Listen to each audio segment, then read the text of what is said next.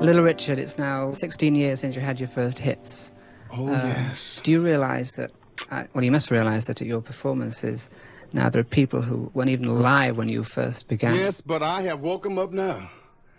Everybody that wasn't alive when I started and was gone, I have brought the spirit and put it on them. Well, you're always so shy. No, I'm not. A lot of people say I'm shy, but I let it all hang out.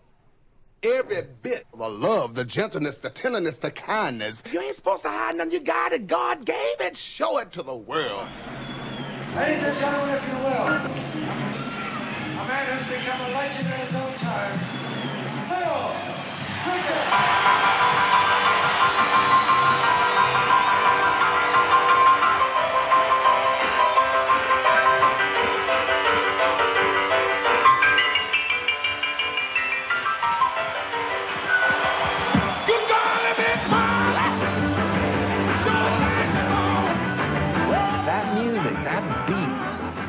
Voice? Oh my God, who is that?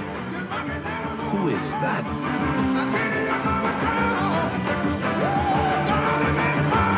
I've never seen any of it before. It's like taking your clothes off. If there's a piano, get on it. Use everything. He spit on every rule there was in music. He created the template for the rock and roll icon. Sorry, y'all. It wasn't Elvis. He was like a meteor arriving. A comet. Quasar. His DNA is everywhere. It's like, how do you refer to the air? How do you refer to the sky?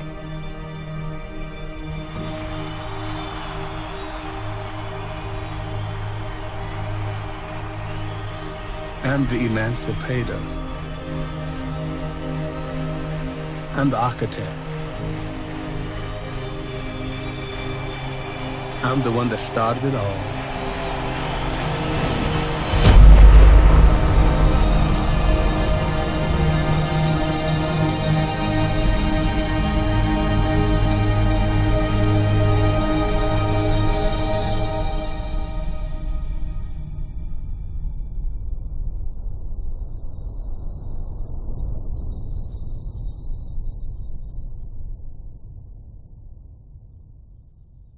Let it all hang out with the beautiful Little Richard from down in Macon, Georgia.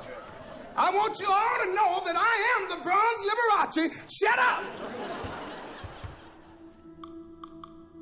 Typically, we speak of legacy in the laudatory. The legacy of Little Richard is complex. Please, I'd rather do it myself. Watching his interviews over the decades, you can see the various different versions. I'm not conceited. I'm convinced. You could see him crafting his legacy, presenting his story over and over again in different ways. I was gay all my life. I believe I was one of the first gay people to come out. But God let me know that he made Adam be with Eve, not Steve.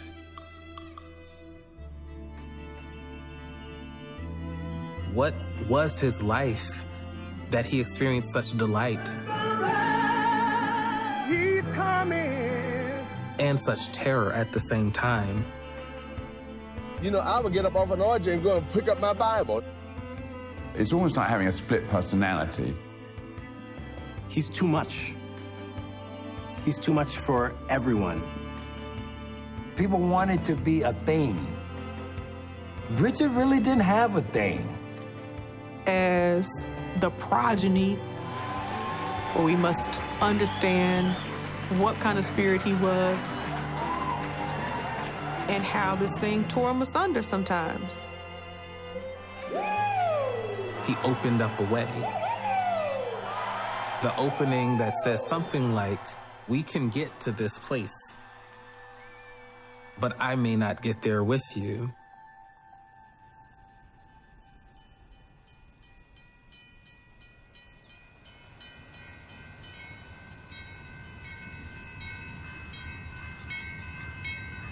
I'm from a little country town.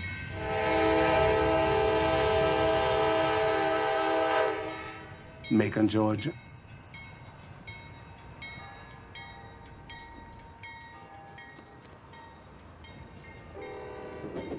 Everybody was wondering what was I, who was I, and where was I going, but I knew all the time. I wanted to be a star.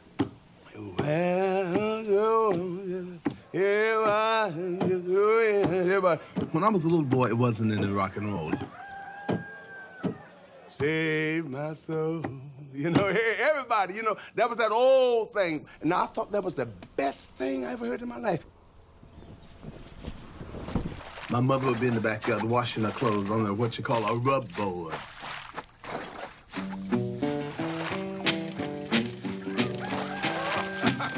There was a lot of blues. Walking down the streets, you would see black singers playing the guitar.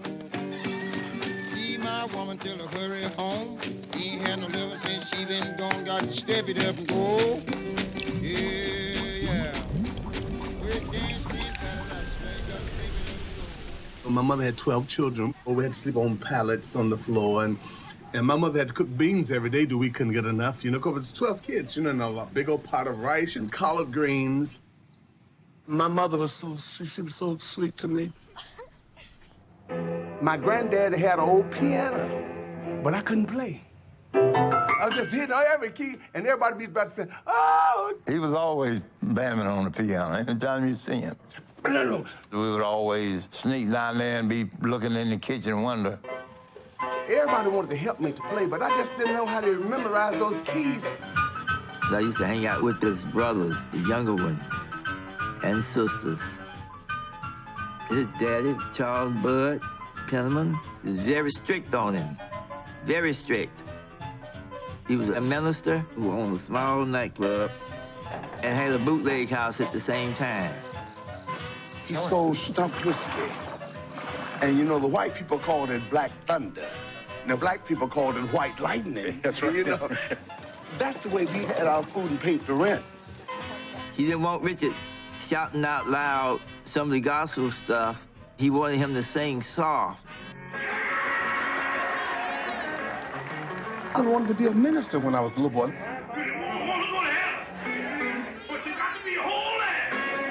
Macon is known for its churches.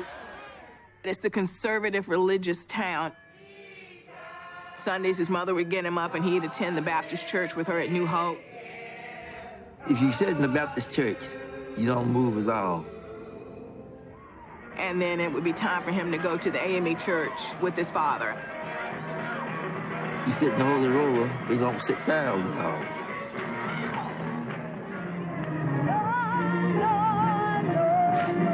All the children would go to this church.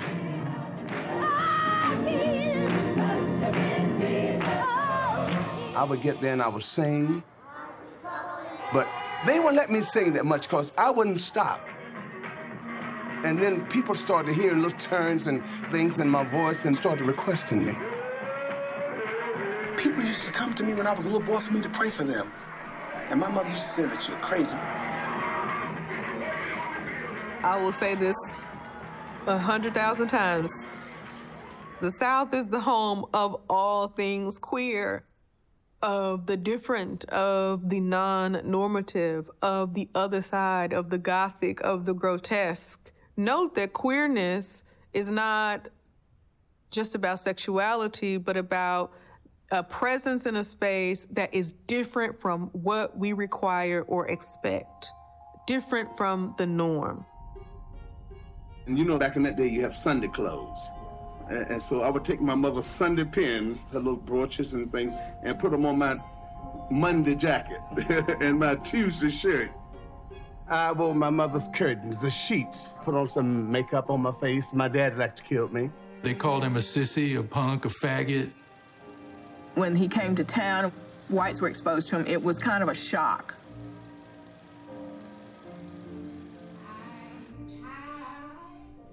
My dad didn't like my actions and my ways. I was born deformed from a child. One of my legs was long, one of them was small. Really? And this is my long arm and this is my short arm. It was just, I never could do nothing good. He told me to get out of the house, that he didn't want me there no more, that he hated me. And he says that I wanted 7 boys and you're messing it up. Because I was gay, he put me out. I can only imagine. I've lived through my versions of that. It's debilitating. It's soul-crushing, and it can be deadly.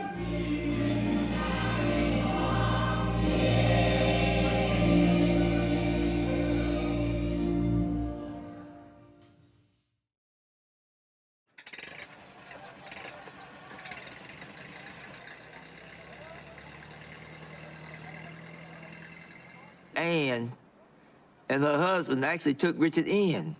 Let him stay upstairs. A white club in my hometown called Ann's TikTok. You know what we would think of as, quote, a gay club. It was kind of like the speakeasy. You had to know where to go and how to get in. I used to play there, and I was singing blues and I was singing gospel. All in my room, music everywhere. My favorite singer was Sister Rosetta Tharpe. This black woman could play. The mother of rock and roll. There is no other mother. Sister Rosetta Tharpe shifted a lot of what we thought was possible for black sound outside of the church.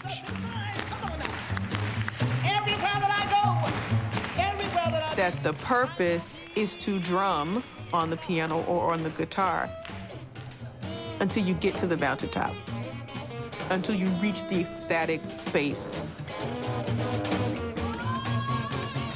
When the spirit comes, Sing in the morning, sing in the evening, sing in the middle of the day. That is the rockin' and the roll. Jesus is hard.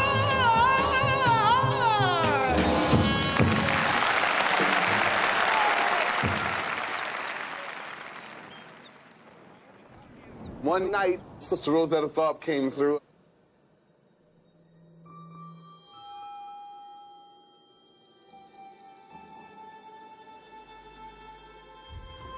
The Macon City Auditorium is a venue that many people played at the height of their careers.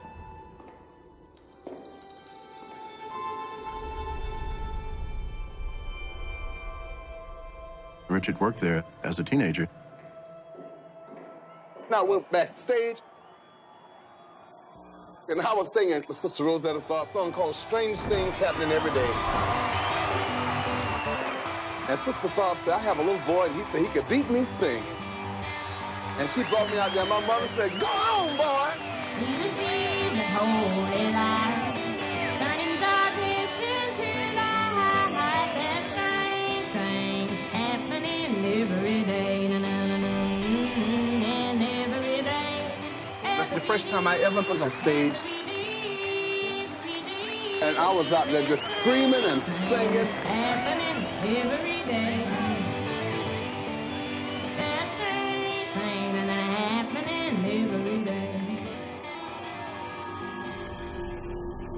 That was the greatest thing ever happened to me. And so I had to get out of Macon because I was ready to shine.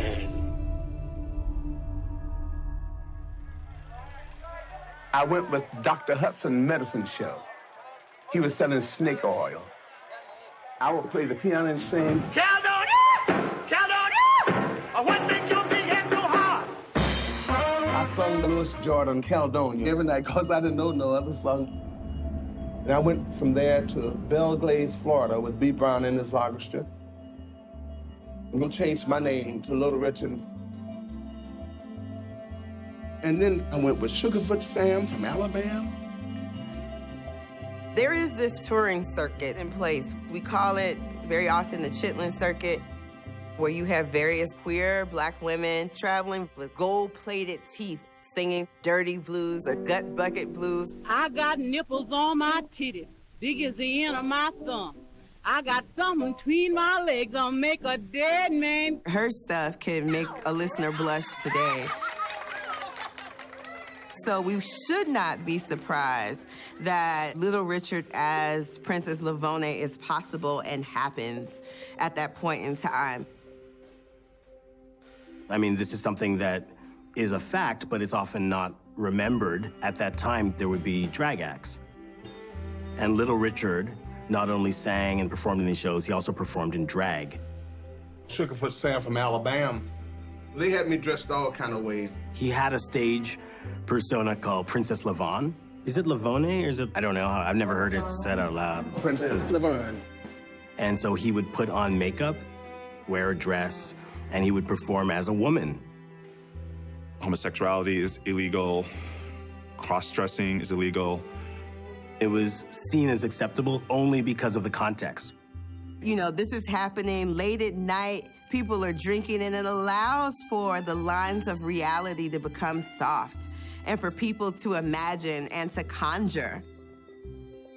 So this traveling world was crucial, particularly for any gender non-conforming, queer performer who maybe didn't really feel welcome in their home or home community.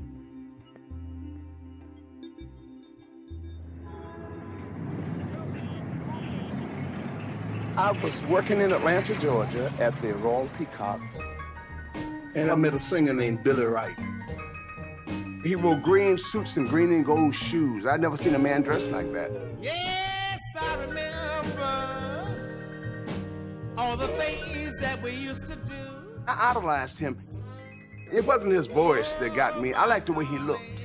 Billy Wright. He had the high pompadour, The pancake makeup. the mascara, and the little pencil mustache.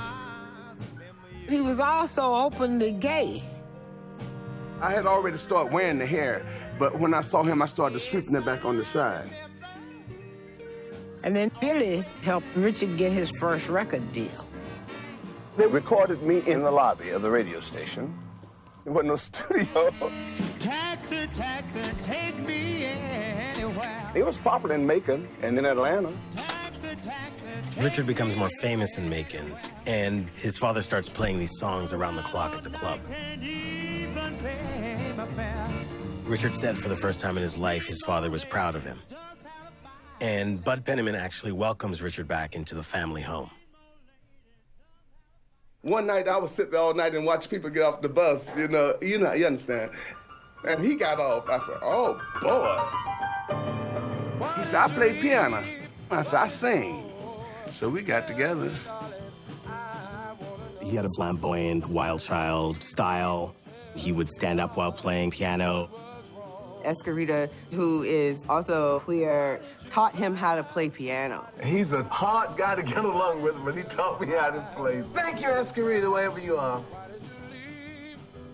I think when people talk about Billy Wright or Escarita's influence, they're like, oh, well, Little Richard just stole his whole swag. I think that's not exactly what's happening. It is another case of witness. They are kind of like the mirrors that come into your life to show you who you really are.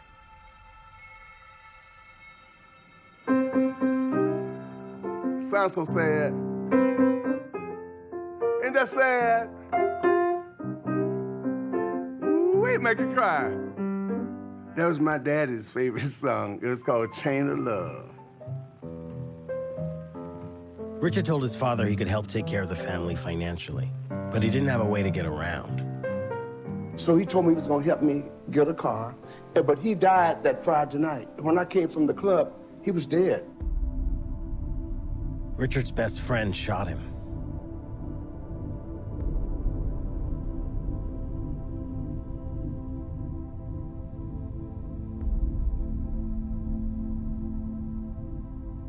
In order to help support his family, he's a dishwasher at a Greyhound bus station. I was making $15 a week. And couldn't eat in the restaurant while I was fixing the stuff. They wouldn't let you eat? No, you couldn't eat there. You couldn't go to the bathroom either. I loved my mother so much, and I was determined to be something, to make something out of myself, to help her.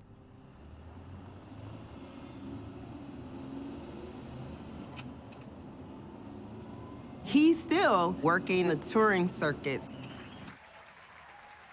And he's part of groups that are touring all over the South. I was playing up in Nashville, Tennessee.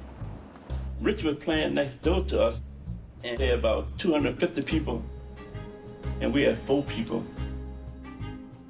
Rich said, I like the way you play drum. He said, I'm thinking about getting a band together and call it the Upsetter. I said, Richard, let me tell you one thing. I got holes in my shoes. I'm about 2 weeks behind hotel rent. We ain't had a decent meal in weeks.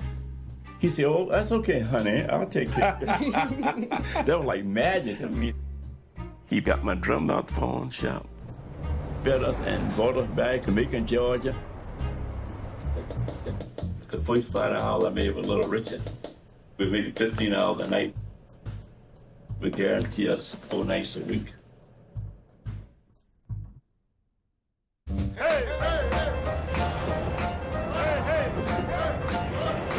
I was in Augusta, Georgia, and Richard came over with all this makeup and his loud suit. I'd never seen anybody like Richard. He had run into Lloyd Price, big hit record with Lordy Miss Claudie. And I had this white and red Cadillac. He said, I want a car just like that. I want to get out of Georgia. You got to help me. And he says, make a demo and send it to Art Roop at Specialty Records. Of course, the rest of it is history. Ladies and gentlemen, good evening. Mr. Art Roop, you are now finna hear Little Richard and his Upsetters. Baby, don't you wish your man had a long hair like mine? Yeah. Art Roop and his A&R man, Bumps Blackwell, listened to Little Richard's demo, didn't think much of him. But Richard was constantly pestering the secretaries, and the persistence paid off. Roop said, okay, meet him down in New Orleans. He's playing down there. Do a session at Cosimo's with him. The back of a furniture store on Rampart Street. That's where we were recording. Very small place. They look like a hot dog stand. When you first saw and heard Little Richard, what your impressions were? Wow. I was beautiful. And they wasn't used to being around no young, good-looking guy like me. I'm not conceited either. Little Richard came in, flitty, running, and he was very beautiful. When I went in, they wanted me to sound like Ray Charles and B.B. King. I'm all alone in this world. I'm all alone. They won't let me sing like Little Richard. They had me imitating these people, but blues was not what I really felt. I wanted to sound different. Me and the young kids, we was tired of all that slow music. I just stopped the session because we just were not getting anywhere. So they take a lunch break. They go over to the Dewdrop Inn. All of the boosters, rounders, pimps, whores was hanging around, and there was a piano, and that was when I began to know and understand Richard.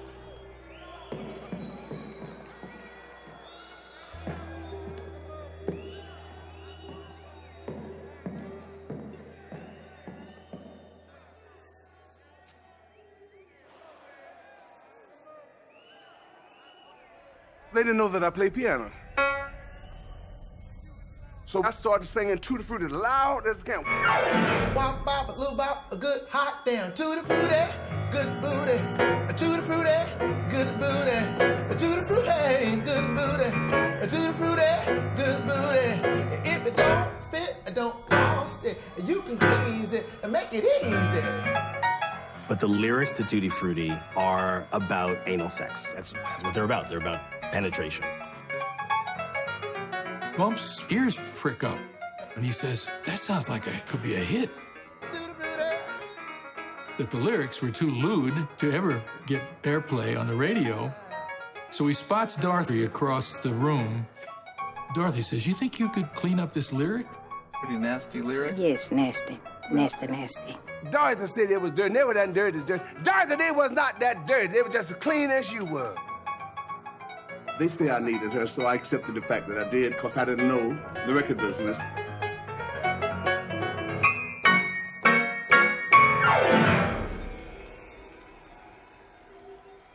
So they go back for the session in the afternoon.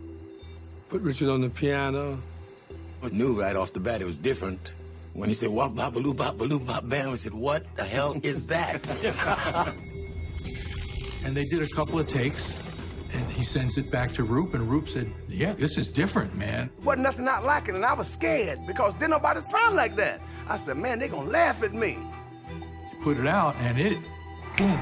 Wop, bop, bam, bam, bam, bam, tutti frutti, oh, Rudy, tutti frutti, oh, Rudy, tutti frutti, oh, Rudy, tutti frutti, oh, Rudy, tutti frutti, oh, Rudy. Wop, bop, bam, bam, bam, bam, got a gal. One night I was sitting at the house in Macon, Georgia, my mom and them at WLAC from Nashville, Tennessee, Gene Noble. He said, we got a new record by a guy called Little Richard, and it's taking this country by storm. He said, it's the most requested record we ever had. I said, Ma, that's me. They didn't know I was Little Richard. I said, that's me, Ma. I said, I'm a star. She said, shut your mouth, boy. I said, Ma, I'm a star. I want Babaloo, my beloved.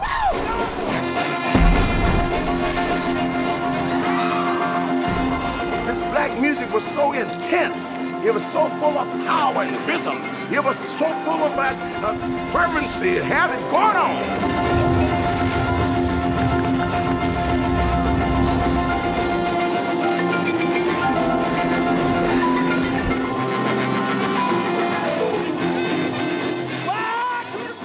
It's sort of like the Big Bang. A shot out of a cannon. So explosive, it's so ferocious. It just sounds like nothing else. I want Babaloo, my beloved.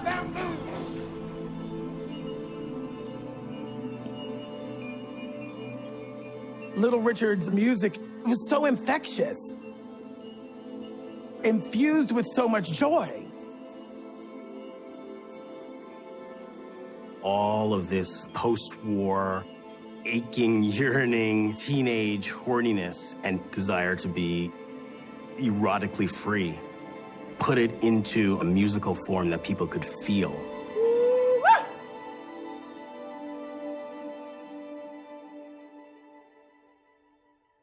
When I came out with Tutti Frutti, it was considered race music, only played on black stations. Black records is played for black people only. There is music, and then there's black music. When black people make music, it's pejoratively characterized and classified as race music. Black records wasn't getting played on white stations even at that period. Yeah, but you know what? The kids found it.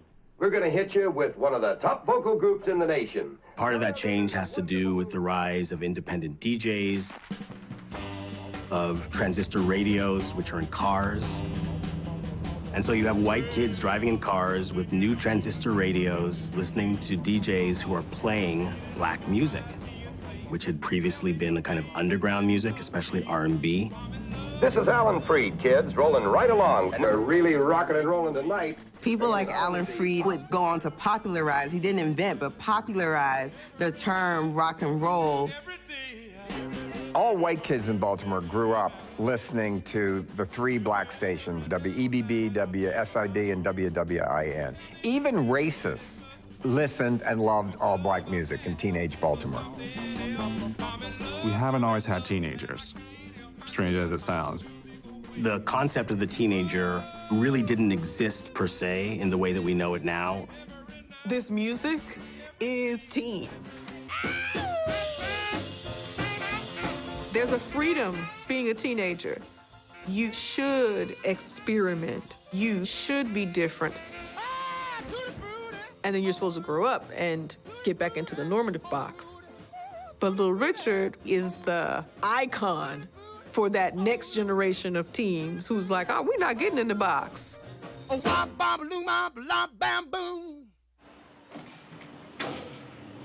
By now, record labels are looking to sign artists who can speak to this underground black music that is becoming popular with white kids. They didn't want that black image over the kids.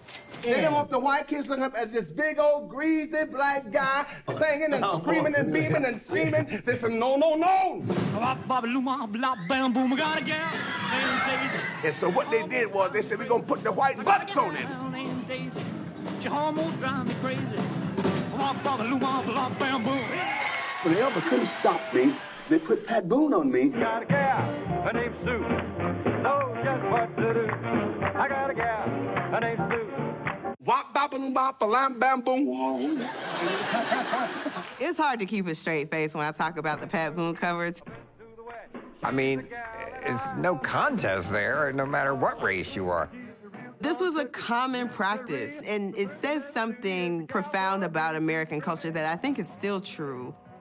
That black music is the wellspring of American popular music, but at the same time, these are industries and societies that very often do not value black creators or want the blackness toned down.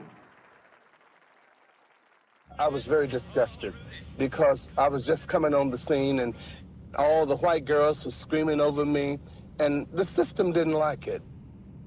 I was not supposed to be the hero for their kids. And here to sing it in person is the man who made it a hit. Did you know that Elvis Presley and Pat Boone sold more of Tutti Frutti than I did?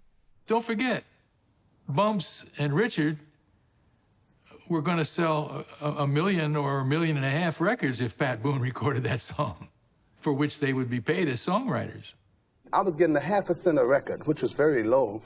There were lots of shenanigans at that time with royalty payments. I didn't even understand the contract. All I wanted to see was Little Richard. When I saw that, I said, I got a contract. I didn't even read the other part.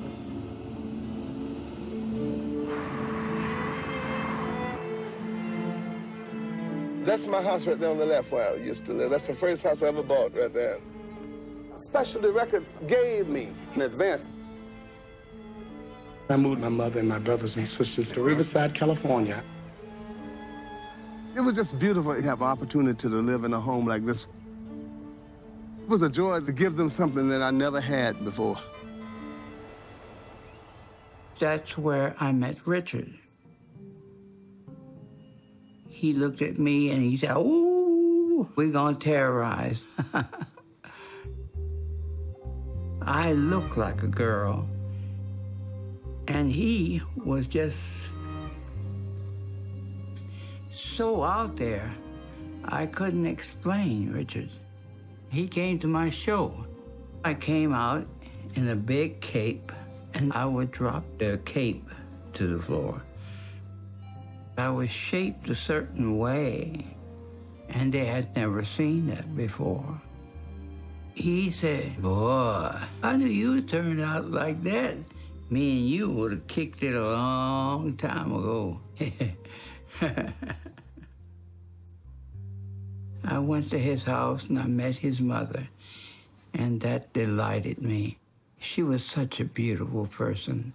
She knew who he was and what he was, and she loved him in spite of it.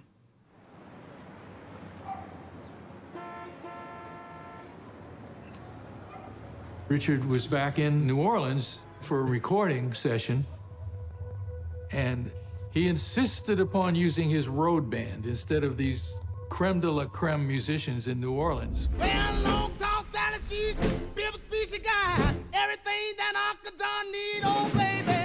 Oh, Uncle John, long tall Sally, oh, Mary coming and he went down the alley. Oh, baby, yeah. We upped the tempo, and we got the words going so fast that Pat Boone couldn't get his mouth together to do it. He couldn't get that rhythm right. So nobody could do it. Nobody. Long Tall Sally became an even bigger hit, and it actually became a gold record. Sold 1 million copies. Well, long Uncle John with bald head Sally, he saw Aunt Mary coming and he ducked back in the alley, oh baby. Yes, baby. Little Richard has an incredible string of hits. Tutti Frutti, Good Golly Miss Molly, Long Tall Sally, Slipping on the Slide of Loop, Jenny, Rip It Up, Ready Teddy.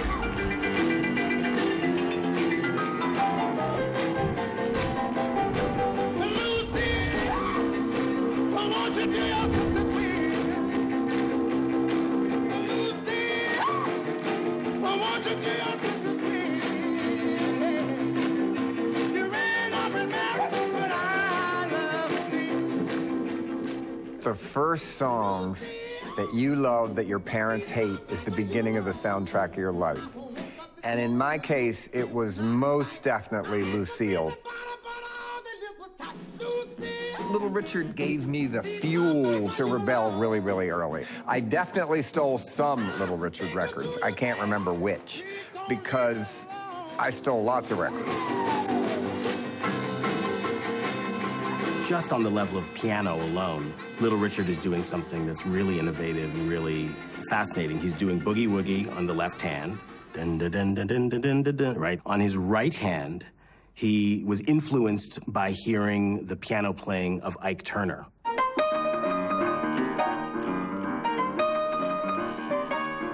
Ike Turner played on one of the most defining tracks of early rock and roll music, Jackie Brenston's Rocket 88. Ike Turner's right hand, it's really percussive.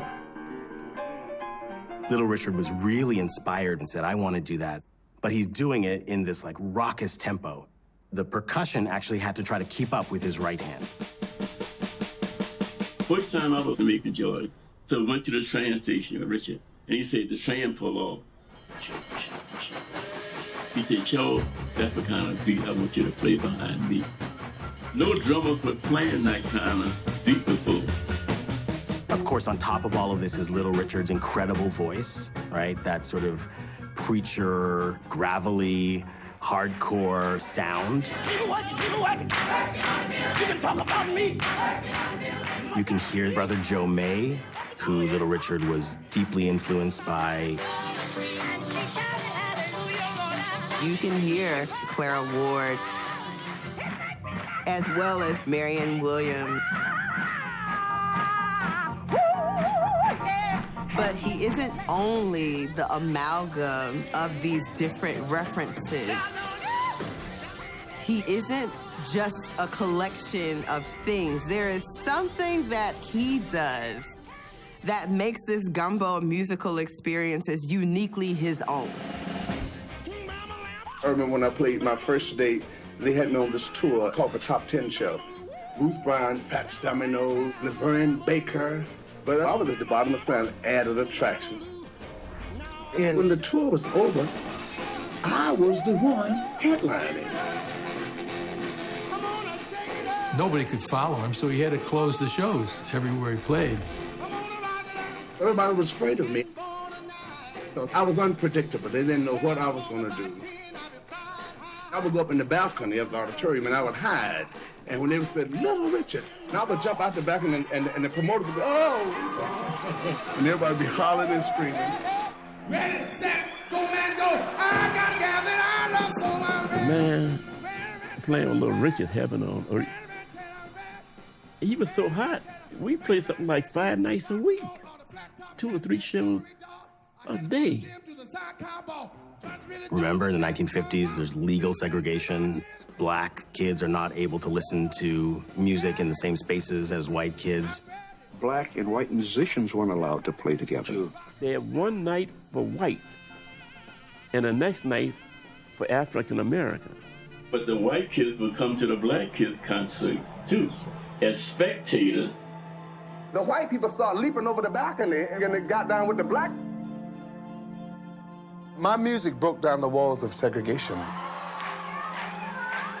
There's something about this music that made black and white kids want to be together.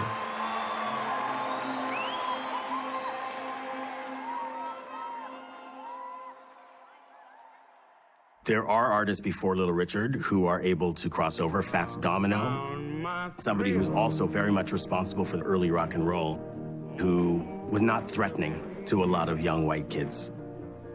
But Little Richard was danger.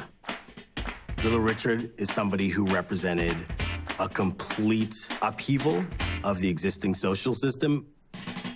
He was singing about sex, and he was singing about graphic sex. At a time, you weren't allowed to talk about graphic sex in the way that we are today in popular music, and so you had to code it. I mean, good golly, Miss Molly, you sure like the ball. I mean, I don't know what anybody else thinks it means, but I knew what it meant. He could project sex without being threatening. All my band boys had a makeup kit. Pancake makeup. He said you didn't have to wear your hair all curl if you didn't want to. The option. I did it. We sit in the beauty shop. I'll be with my leg crossed, but I got a cigar on my mouth. Little Rich. We wasn't gay now. Richie was on gay. Everybody was looking beautiful. Everybody was glamorous and looked good. The early 20th century word was chic. If you were chic, you had like really good hair, good skin, good makeup, you know, eyelashes, whatever. Like, the girls went crazy for that, right? He had panties thrown at him while he was performing. All due respect, Tom Jones, he started that in the 60s or 70s. The girls were throwing panties at us in the 50s. Here you came on black. Yes. And gay. Yes. And talented. Yes. And loud. But the one thing they wrote about you when you came on, you were Yes. absolutely 100% sure of yourself. That's right. Where did your confidence come from? Well, see, it wasn't just a gay thing. What it was is to be black and to work for white girls, I had to look that way. If I didn't wear makeup and look feminine, I couldn't work the white clubs. They wouldn't let me with the white girls. That's right. You weren't a threat. And yes, I wore it all. From wah-wah to woo-woo. I had it all on, even sometimes boo-boo. It's an old Richard. Ain't nothing to him. Ain't a thing to him. And when James Brown come in, they say, you better watch that boy. You know. Intuitively, it doesn't really quite make sense that the way that you would like make yourself more safe in America of that era is by exaggerating your queerness, right? I said, Richard, aren't you afraid of people thinking that you're different? And he said, no, I don't give a damn what they think. I know the evil feeling that you feel when you sing it. I mean, the beat. That two-beat pattern is the music brought to the United States of America by the communist conspiracy to corrupt teenagers. The means by which the white man and his children can be driven to the level with a nigger. It is obviously nigger music. That boy gonna come to town singing that black music and gonna run our children crazy. They ran us out of town a couple of places. I'd be afraid for a white girl to look at me. This is a radical time. This is the same moment as Emmett Till. Bunch of white guys will follow you and hang you in a tree. So what's revolutionary about this black exuberance is this capacity to own the right to be in the world that gets Emmett Till murdered. I remember doing shows where people would throw things at us on stage. You were driving a lot at night from one town to the next, and you wanted to stop for gas, but you were not welcome. Being run out of restaurants at gunpoint because you walked in the wrong door. You could get thrown in jail for having long hair. It happened to Little Richard in Texas. Richard was arrested many times. I had the police to take me off stage in Augusta, Georgia, a few miles from my hometown, and beat me with blackjacks. They said, you're singing nigger music to white kids. In the face of insurmountable challenges, sometimes simply existing is a revolutionary act. We built a hell of a highway, and people are still driving on it. That's right. And they ain't paying no toll, no. This is before the height of the civil rights movement in the 1960s. They are concerned that the old order of the day, the relationships between black and white teenagers, is going to become something that they can no longer contain. She walks by, the men folks getting rolled. I used to go see all the rock and roll movies. The Girl Can't Help It was the very first time I actually saw him live singing. Ready, set, go, man, go. I got a gal that I love, so I'm ready. Ready, set, I'm ready. It made the music even 1,000 times better than it already was for me. He was gay, but I didn't really know that then. I knew something was different. He just became part of my identity. And Little Richard's mustache I wear to this day for over 50 years in a twisted tribute to him. And so the girl can't help it spread the word of rock and roll to places that it hadn't quite gotten to yet. The film came to Britain, and it was so different from anything that I'd heard or seen. He was giving me more confidence that that's what I wanted to do. Because of the rock and roll films, Little Richard became one of the main characters in rock and roll. You know, there was Fats Domino, Chuck Berry, Elvis Presley, and Jerry Lee Lewis, and then, of course, Little Richard. You know, it's like the big five. But Richard was the strongest.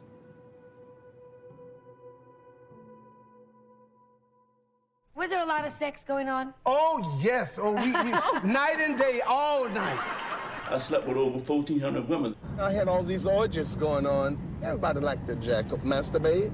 Everybody loves to. Everybody liked to go to orgies. Everybody. Some people wish they never had to leave. You know, I don't know why everybody said, oh. I just loved whatever came. You know, I didn't refuse nothing. If you knocked on my door and I wanted more, for sure. Oh, she is a whooper.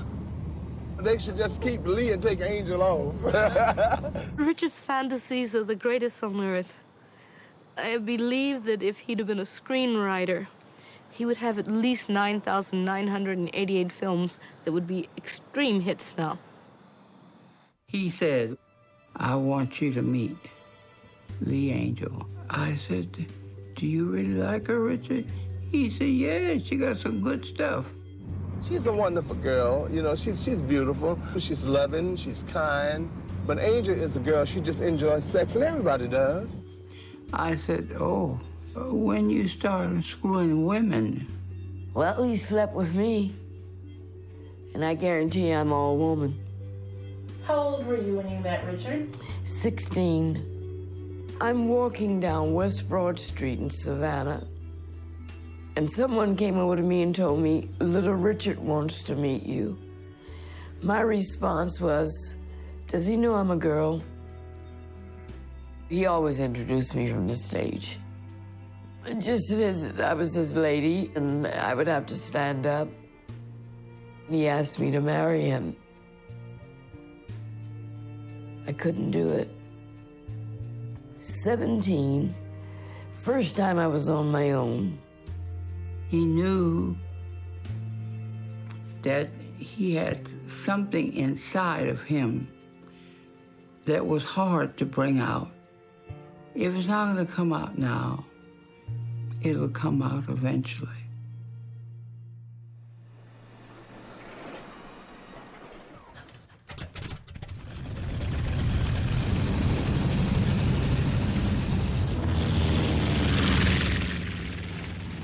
I had been a flash of lightning for 2 years. In fact, you could just call me the living flame. I was at the height to make the big money.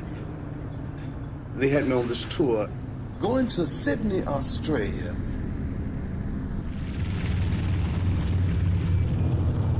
The engines of the plane had turned red, really red. To me, I thought the plane was on fire. He feels and sees that angels are holding the plane up. He's overcome by this vision, and he's overcome by fear. Then, after arriving in Sydney, I was appearing there in a stadium. And this ball of fire came over the stadium. I've always heard from a little boy that the world was going to end, and it was frightening, you know. I just felt that God was speaking to me. Later, they say this is Sputnik, but it doesn't matter. Little Richard said he saw a fireball after angels were holding up the plane, period. He's like, I gotta cut this tour short. I need to get out of here. I said, after these dates, I'm going to stop singing. I'm going with the Lord. One of the band boys said, if you're serious, throw your rings in the water. We got on the ferry, and I threw them in the ocean.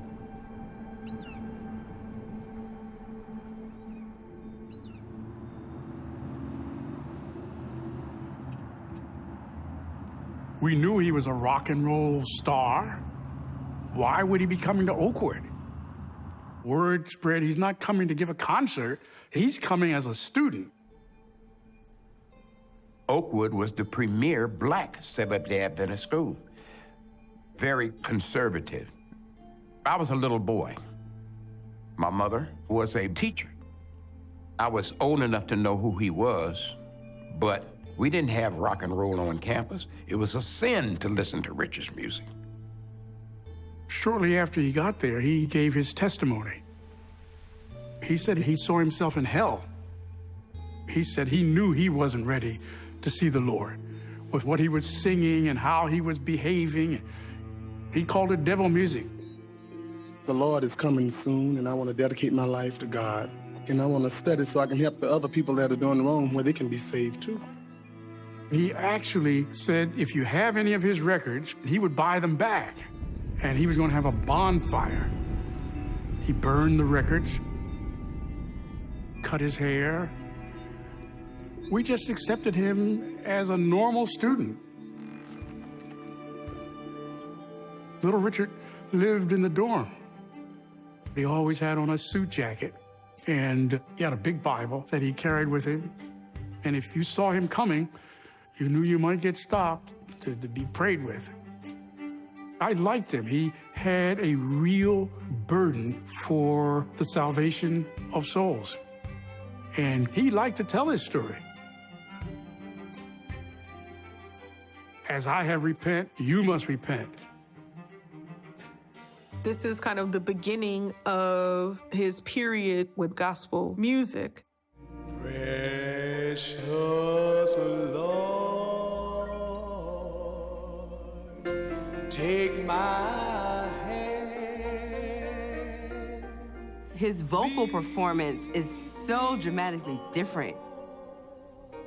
I want to say restrained. I'm like, you ain't even bring the rock and roll to the gospel like Sister Rosetta Tharpe was doing. Maybe that was him trying to be still. He said that the Bible would be his only love.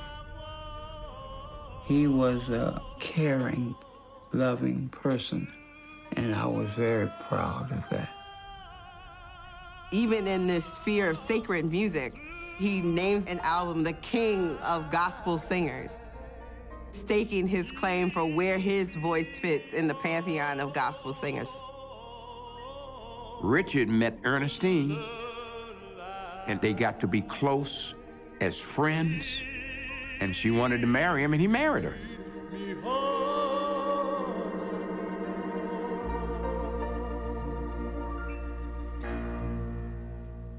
We were married at Richard's home in Los Angeles. It was a very quiet, private service. I didn't know anything about Richard before I met him. I sneaked away and listened to some of his songs. Richard was the kind of husband that most women would want for a husband. Always positive, loving, and caring. I think little Richard wanted to do God's will, but he lived a high lifestyle. He had a nice home that he bought for his mother and his family, and church wasn't paying him. He wasn't an ordained minister. He needed money. I was in a band called Sounds Incorporation. We're told that we're going on the road and we're backing Little Richard. We're all saying, this is beyond belief. We all figured that he'd retired and we wouldn't hear of him again. All I can assume is Don Arden told Richard it was a gospel tour. There's a rehearsal called. He had a sweater on him. I didn't recognize him. So, we're not quite sure what to expect the first night. So the band's riffing. You know, now for America, ladies and gentlemen, we have Little Richard. And he's not on stage. He's not there. From the balcony, we hear, I am an atom bomb.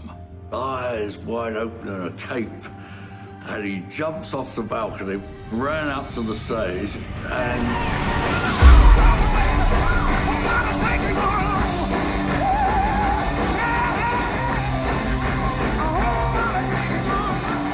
I was rocketed into the fifth dimension. I wasn't of this earth anymore.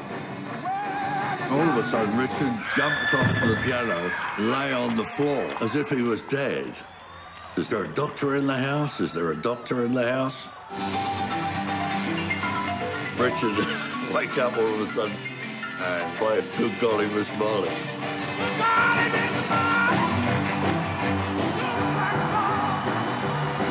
Nearly every night, it escalated into a full-blown riot in the theatre.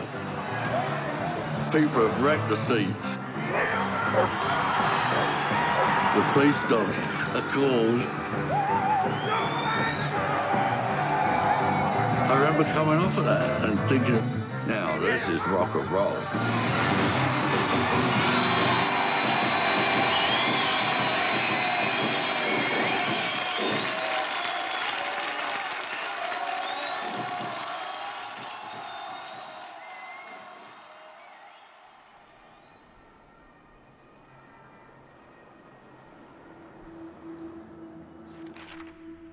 Brian Epstein brought me to Liverpool. And when I walked in, he said, Richard, I got 4 guys. Would you mind taking a picture with my group? And they was nervous. He said they never met no one famous before. On the last day of school, we used to bring our guitars in, and I used to stand on a desk and do Little Richard. It's hard for people to imagine how thrilled the 4 of us were. We were just almost paralyzed with adoration. They had never made a record. Didn't nobody know them but their mothers. I took them with me to Hamburg, Germany, to the Star Club. That place was magical. Wildness, debauchery, if you wanted it. Richard just absolutely maxed out. Leather pants, the male stripper gear he had.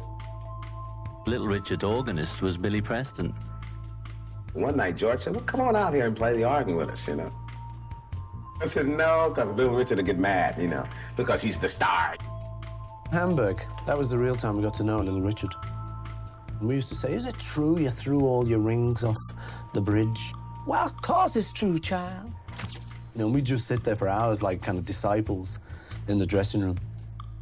I'd see Paul on the side of the stage more than the rest of the band. All my screamy numbers were to do with him. Paul was the one that wanted to do the hollers. I said, woo! He would say, woo, woo, woo, woo, woo. The next thing you know, woo! It was one of our first tours, and we were opening for Little Richard. We were basically a cover band, you know, we hadn't written much. I would be by the side of the stage like every night to watch him. English bands, they were very static. Watching Richard say, I don't have to stand there. Use the whole stage. Richard would work that audience, get them up out of their seats, swaying, shouting, waving their arms. Calling, responding stuff. 30 dates, so I saw Little Richard 30 times. You know what I mean? Later on, I realized he was like doing church in a theatre in Northern England, basically.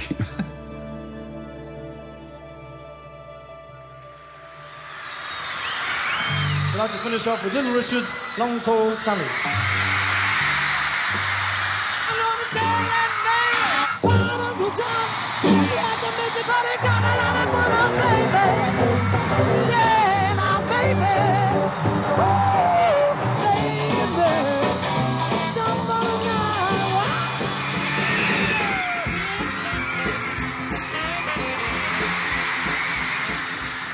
Suddenly you have black artists who are displaced from the charts. The innovations that they have brought have been stylized and adopted by others who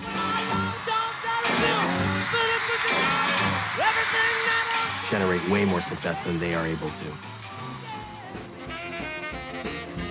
in America. Little Richard is nowhere near where he was in the mid-1950s. This happens to a lot of black artists.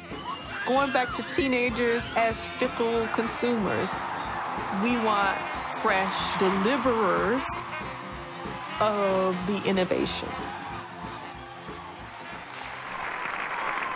Hey, Richard, welcome.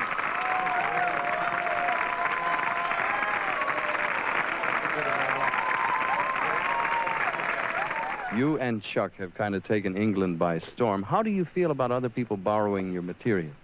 Well, Dick, I must be truthful. I'm very grateful to know that my material is the type of material that the entertainers today would like to use. He had a good body of work.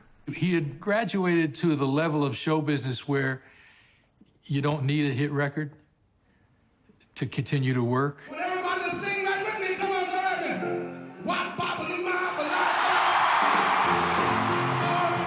He and Ernestina divorced, and he was back to his old lifestyle. He called up Bumps and says, I want to change my image. I want to come out loud and gaudy as the living flame. We had a steamer trunk full of these outfits. Tassels and flamboyant, pretty material. And we played with everybody. But no matter where we went, Richard stole the show. One time in Atlantic City, Janis Joplin was killing the audience. She had gotten about 7 standing ovations, and she literally passed out. And I'm standing there saying, man, Richard's in trouble. Richard told me, get back in the limousine, go back to the hotel, and bring me my mirror suit. They cut off all the lights. They put the spotlight on him, and he spun around like a glass ball. And those lights went everywhere.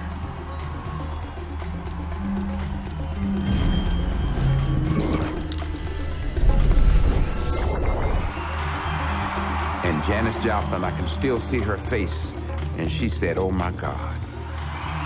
Richard told all of them. Let it all hang out with the beautiful Little Richard from down in Macon, Georgia. I want you all to know that I am the king of rock and roll.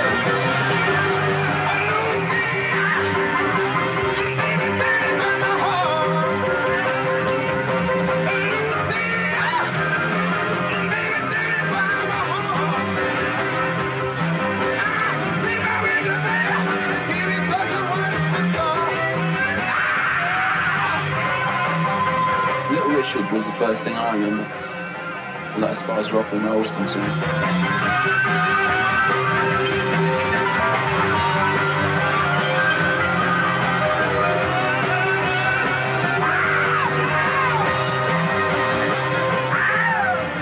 One time, Elvis came backstage, and Elvis said, well, Richard, don't you ever worry about anything. You will always be the true king of rock and roll.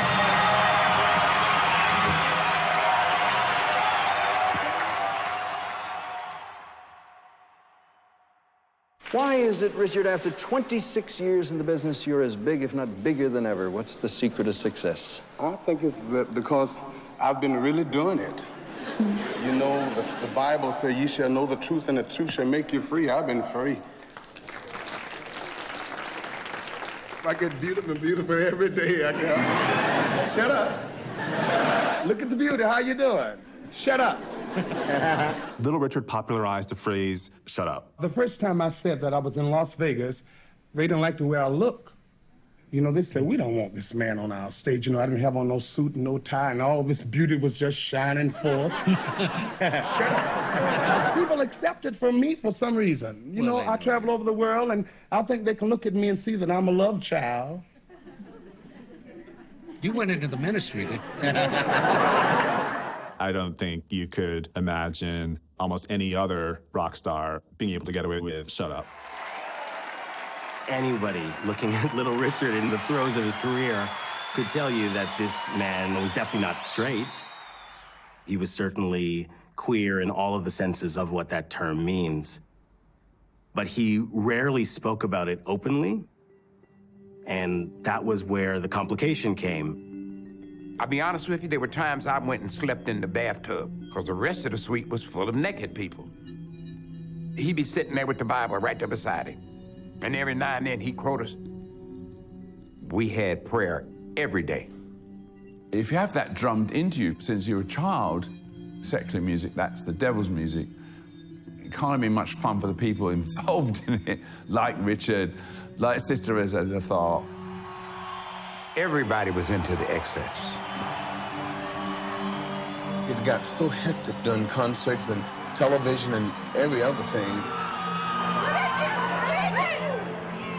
One day, I was getting ready to go on the stage, and I was so tired. And a friend of mine introduced me to cocaine. 73 and 74, they were coming to my room asking for money that I couldn't account for. And I knew where it was going. I didn't stick around much after that. I was just doing everything. PCP, cocaine, heroin. He just wasn't the person I knew anymore. One night I was appearing at Magic Mountains and a friend of mine called to come to see me. He was 21 years old. He never did arrive. He had gotten shot. Later on that night, he died. I had another friend of mine that I went to his house to get some cocaine. He fell dead. Another friend of mine, some fellas put in a trunk and cut him up with a butcher knife. My brother Tony said, Richard, I want to borrow some money. And I had an engagement in Miami, Florida. I said, Tony, when I get back, I'll let you have it. When I got back, instead of going with Tony, I met a man. We went to the hotel to have a party. The next morning, somebody pushed a note up under my door, said, your brother's dead.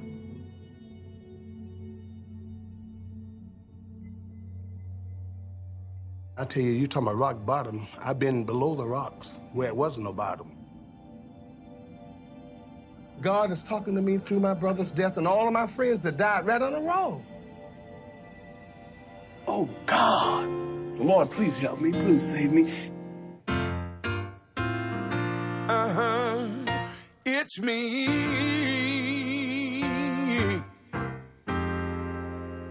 It's me, oh Lord. I am standing. It started me to thinking more seriously about my life than I've ever thought. Standing in the need of prayer, not my mother. Open my Bible to Mark 8:36 and 37. Therefore, what shall it profit a man if he should gain the whole world and lose his own soul? But it's me, oh Lord, yeah. I am standing in the need of prayer. And the only rock I got now is the rock, Christ Jesus. Well, I just let it all go.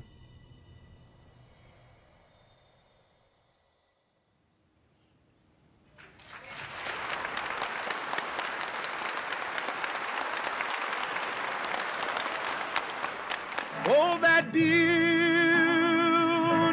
city where Jesus is waiting. I said, well, Lord, can I sing rock and roll and do both of them? God says, you got to be all for me, let me go.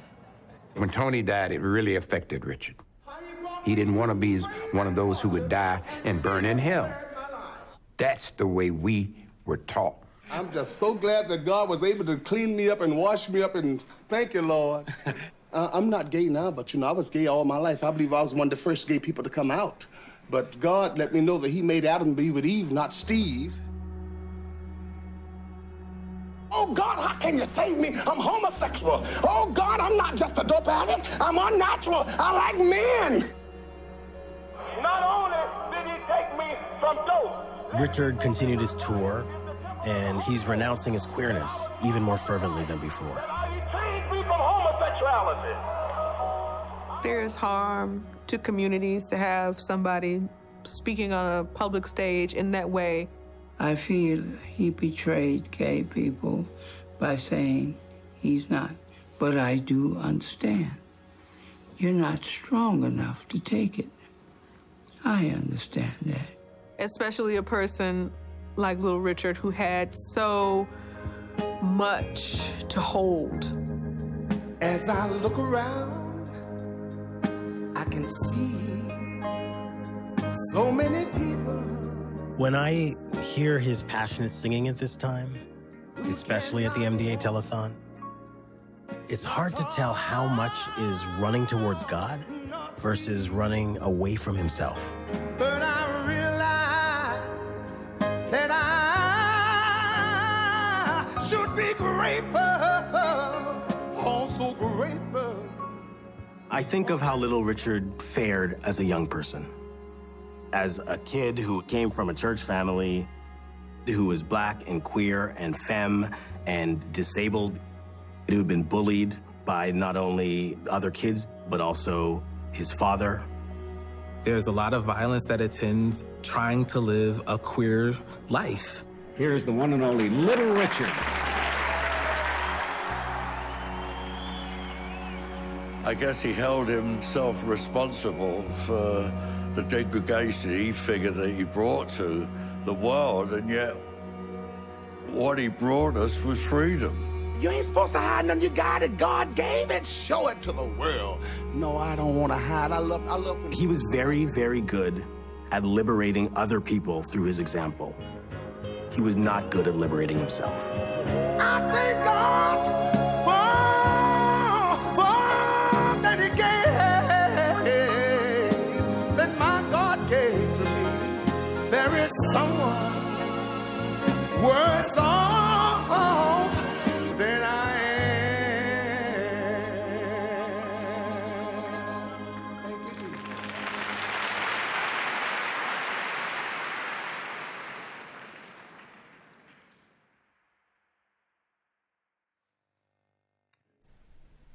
This Holy Bible is something that they can treasure and keep throughout the years. This is a beautiful Bible and a wonderful Bible, and it is yours. At that time, you were selling Bibles. That's right, and making $150 a week.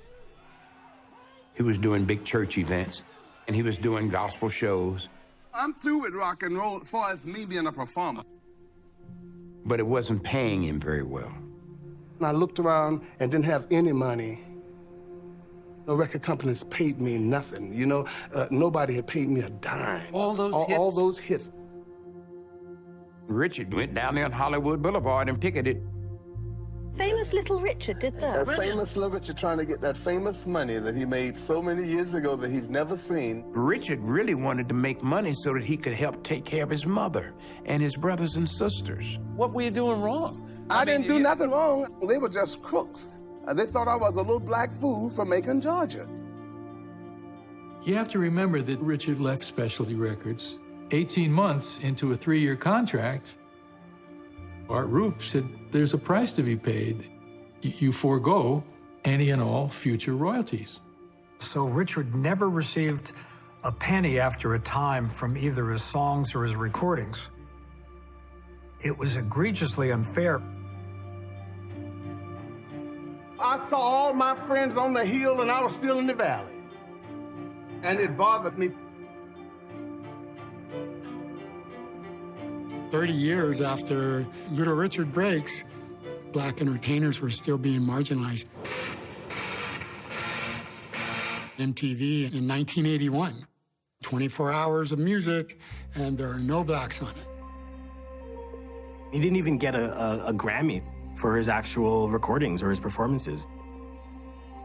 I'm an innovator. I'm the creator. I'm the king of rock and roll. When I came along, Elvis wasn't even out. Elvis had never written a song in his life. He was white. I was black. That struggle was hard because, you know, a lot of times he might have felt that he had to prove himself. There are many black artists that helped build the building. I'm just the architect. Michael was inspired by me. Prince, James Brown, I discovered him. He was my vocalist. Jimi Hendrix was my guitar player. The Beatles, I love you, Paul. Hello, Linda. And David Bowie says that I was his inspiration. David Bowie said to me, I want my new album to sound like this. And it was a picture of Little Richard. He idolized Little Richard. I never worked with an artist that sort of let another artist define what we were going to do. As a black man, I knew that there was only one lane I could really drive down and get commercial success. David could do anything he wanted to do. Richard's struggle, to me, was always unrealistic. Society was never going to accept him. He was gay, he was black, he either wouldn't accept it or he was afraid to accept it, or he thought that he could overcome it. He asked me to manage him, and I thought, God, it'd be great to be responsible for reviving his career.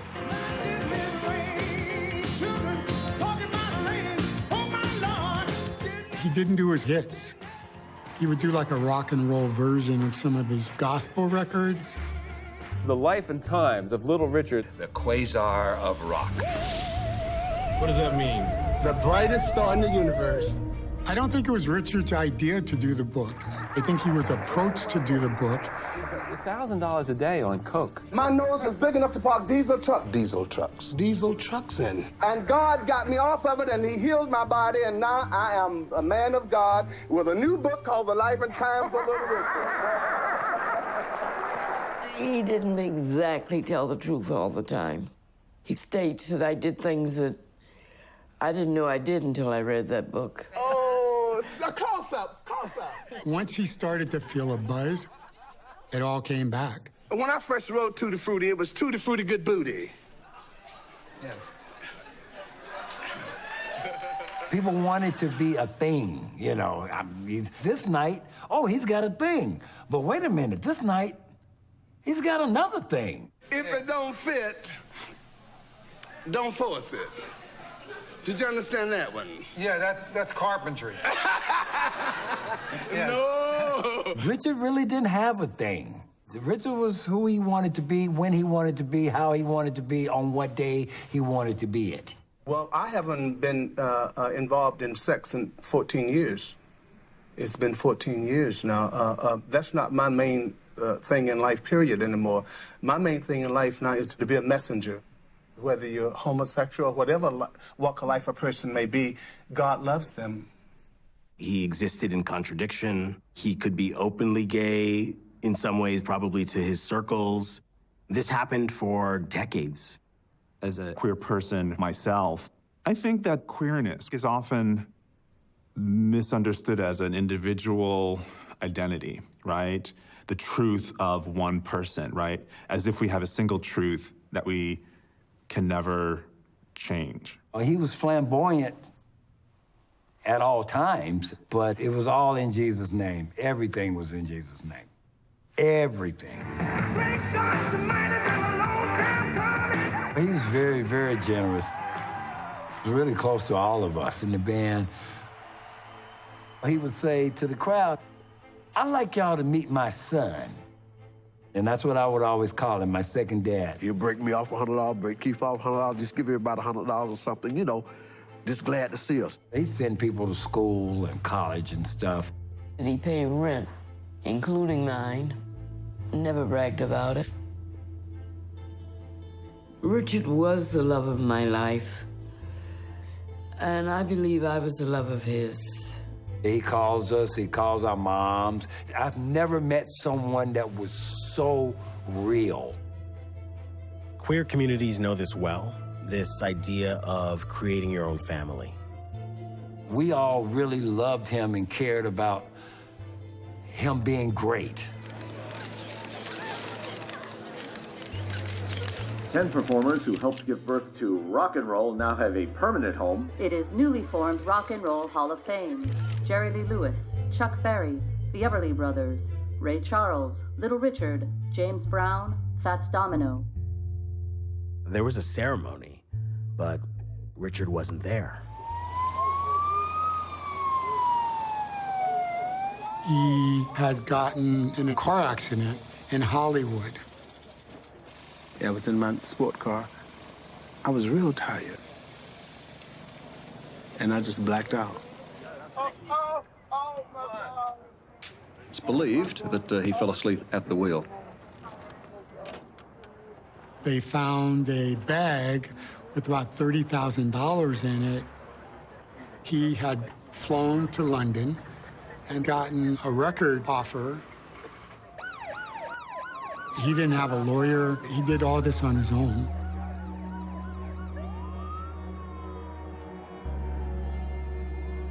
He is very lucky to have survived. I mean, for Richard to have missed the Hall of Fame ceremony, it's the first and only time he's been widely recognized. That must have been heartbreaking. What's the most important thing in your life today? Love. That's what I want so much to have. I don't have it exactly the way that I want to. I don't have nobody but me and the great God of Abraham, Isaac, and Jacob.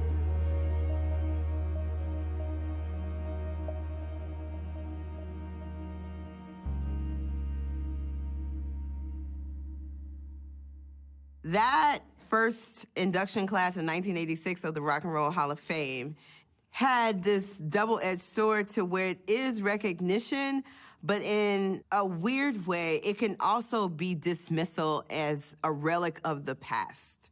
Yes, you created it, you invented it, you set the template for it, but, you know, the people who really made it what it is are these younger bands or these white artists. But I used to wear my hair like that. They take everything I get, they take it from me. Because of his flamboyance, people made the mistake of not taking him seriously always as a musician, as a human, as a performer. And the best new artist is me. I have never received nothing. You all never gave me no Grammy. It's endearing, it's funny, but as a black man, watching that, I heard seething anger that underwrites what he's saying. Shut up. You have never given me what is due to me, and since you don't know, I'm gonna tell you. I can't turn you loose. If I do, I'm gonna lose my mind. I can't ever turn you loose. If I do, I'm gonna lose my yah-yah. Who's just going to do the induction speech for Otis Redding, who's passed away. But he comes on stage and they're playing I Can't Turn You Loose by Otis. I'm gonna give you everything you want. Gotta. And he wants you to know that he knows that he's the root of all of this. That nobody else can sing this song like he can. Everybody got to know, yeah.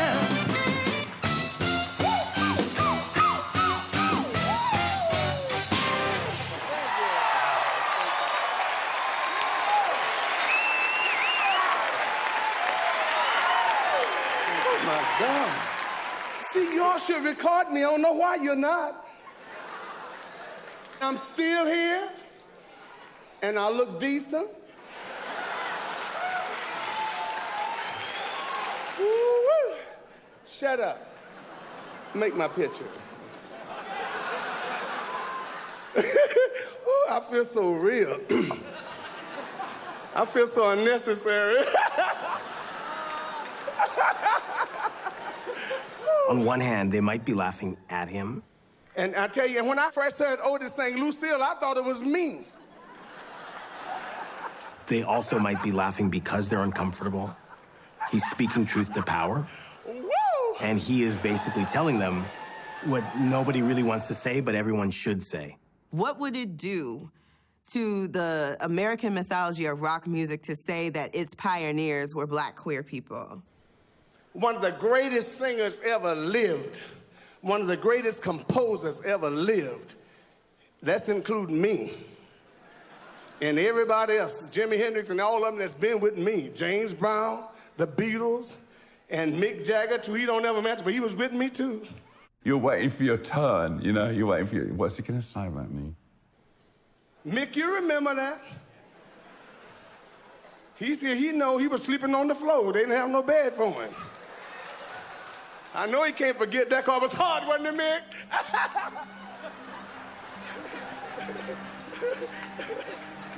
Everyone was beholden to him for influencing him to start playing rock and roll.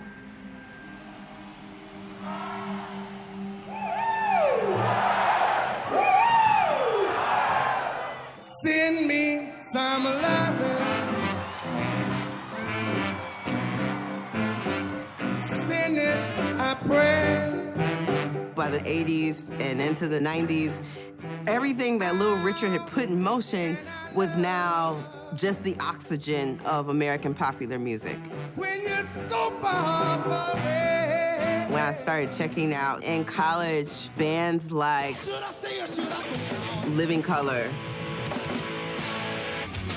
Bad Brains, Fishbone. I heard like rock and roll is black. That sounded heretical to me, which is terrible.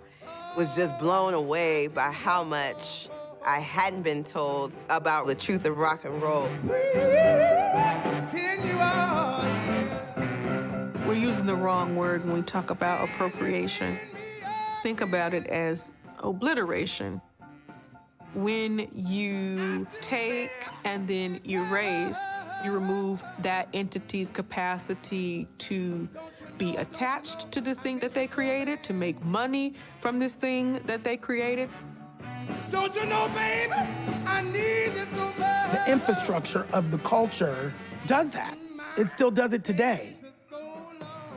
Little Richard cannot be erased and has a loudmouth and has a fire. So if you try to take his shit, he is going to battle you. Not just from a, this is my song sort of way, but this is my sound, my rhythm, my being. I'm waiting on you.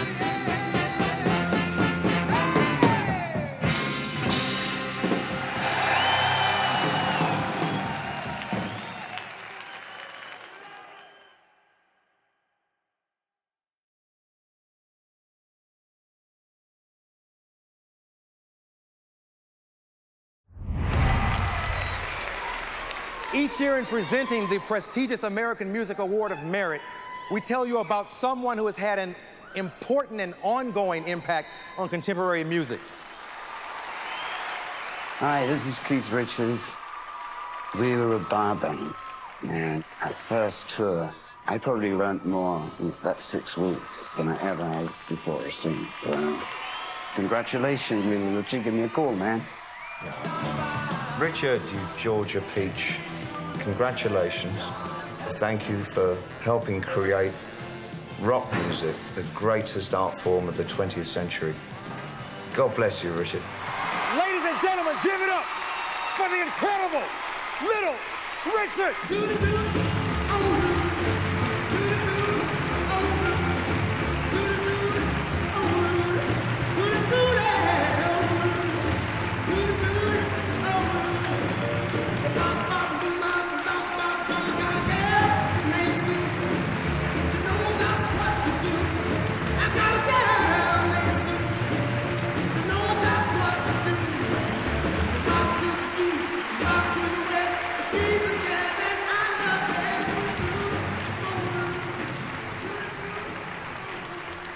I'm really glad to get this award. It's been a long time coming, and I've been waiting. And I'm just so grateful that Dick Clark, which is an old friend of mine, he and his wife, seen fit to make this tribute to me while I'm still alive in this world. And I'm just glad that, he saw, and he wants you to see that I am the originator. I am the emancipator. I am the architect of rock and roll. Rhythm and blues had a baby. And somebody named it rock and roll. Yes. Oh, that was that night all over again. Wow. Where'd you go? What happened? I remember sitting back in the back, watching him get that, and when I saw him start to cry, it just like right now, it made me cry.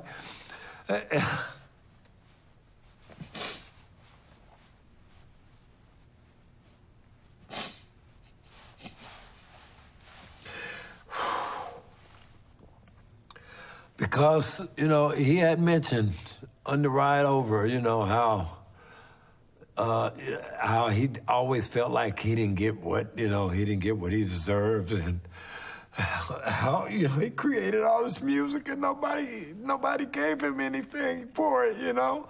And, oh, man. Sorry, y'all. I think more of us should declare what we are. Especially for people of color, especially for queer people, right? In this culture. Don't shrink. In a sort of more religious, conservative religious space, you don't declare you are. You don't declare what you did. You give the glory to God. And when Little Richard is talking about being the innovator, and when he's talking about being the originator, he's saying, I am the God of this. And that's one of those spaces where I know that he knows that when he is fully himself, he's closest to God.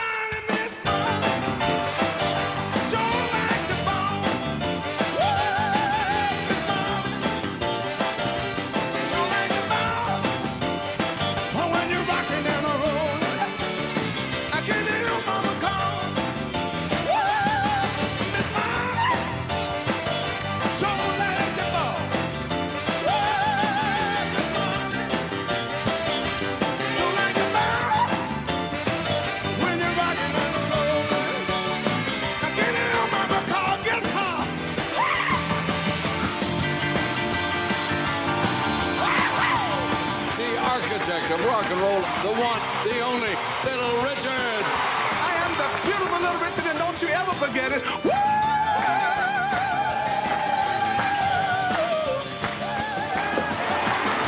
Little Richard.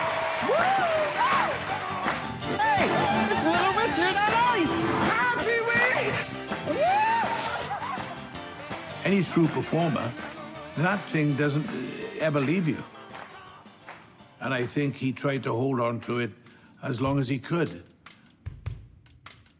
For me, architecture isn't about always answering what will be done, but what could be done. And queerness is the openness to the expansive imagination. Life does not happen in opposites. It happens in shades, in gradations, in spectra. Rock and roll is not a part of Jesus. Anything that is not of God is not from God. In his last days, we're calling everybody he knew and saying, get right with God, because the end of the world could be any moment, and you need to be ready. He was reflecting on his mortality. He was reflecting on, is there a way that I could live something of a joyful afterlife? The last months of his life, it was important for him to tell people that God is love and that he loved all mankind. I don't see the end as the only place where the meaning resides. I would never have taken a chance to go into the clubs in a dress if it wasn't for Little Richard. He gave me peace that I could go and do and be who I wanted to be. If you could leave just one legacy to the world, would it rather be your music or your preaching and your church work? I think all that goes together. I don't go to church and sing long, tall, sad, a good God and smiling. But all of it is music, and I love it.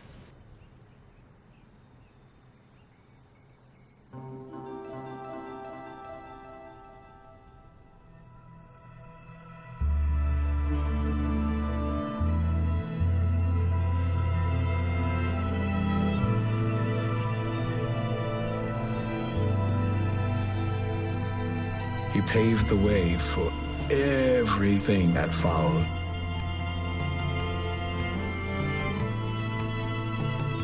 He taught me that you could claim things even when you weren't supposed to. I am the king of rock and roll. Ow, ow, ow. My.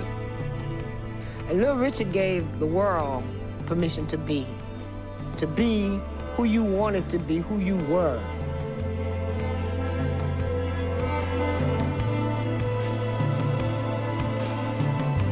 The reason why I'm finally able, as a black queer man, to show up and do anything I want is because of him.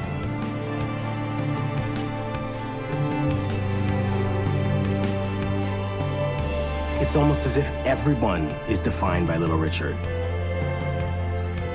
I don't want anything from them. All I want them to do is to spread what they got from me. Just carry the good word over the world, that's all.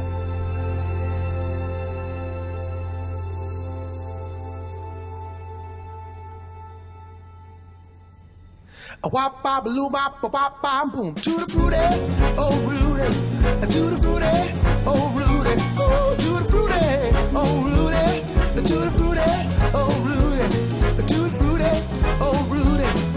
A wop bop loo bop bop bop boom. I got a girl named Sue. She knows just what to do. I got a girl named Sue. She knows just what to do. She rocks at the east, rocks at the west. She's the girl that I love best. To the fruity, oh Rudy. To the fruity, oh Rudy. Ooh, to the fruity, oh Rudy. To the fruity, oh Rudy. To the fruity, oh Rudy. Wop bop loo bop bop bop bop. I got a girl named Daisy. She almost drives me crazy. I got a girl named Daisy. She almost drives me crazy. She knows how to love me, yes indeed. Boy, you don't know what she do to me. To the fruity, to the fruity, to the fruity, oh Rudy. Ooh, to the fruity, oh Rudy. To the fruity, oh Rudy. To the fruity, oh Rudy. A wop bop a loo bop bop bop.